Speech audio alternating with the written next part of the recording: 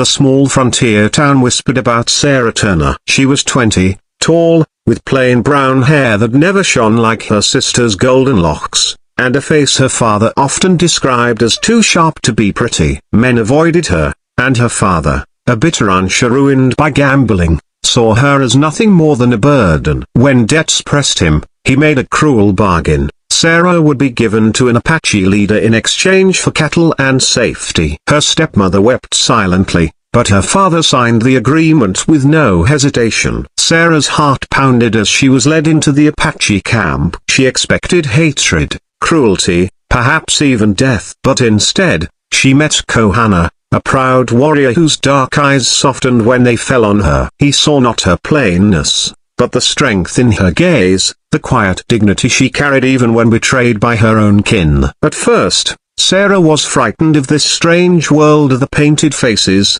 the rituals, the foreign tongue. Yet Kohana spoke gently, teaching her his words, showing her how to ride with freedom across the plains, how to gather herbs and understand the land. He treated her not as property, but as a partner. Days turned into weeks. Sarah began to laugh again, something she had not done since childhood. Around the fire, Kohana would tell stories of his people, and when she listened, he would watch her face glow with curiosity. Soon, she realized that he looked at her as if she were the most beautiful woman in the world. One night, when the moon was high, Sarah whispered, "Why do you care for me, when others think me ugly?" Kohana placed his hand over her heart and said, "The eyes of others are blind. I see the spirit that shines here. That is the beauty no one can steal." Tears filled Sarah's eyes. For the first time in her life, she felt cherished, not mocked. When her father came months later,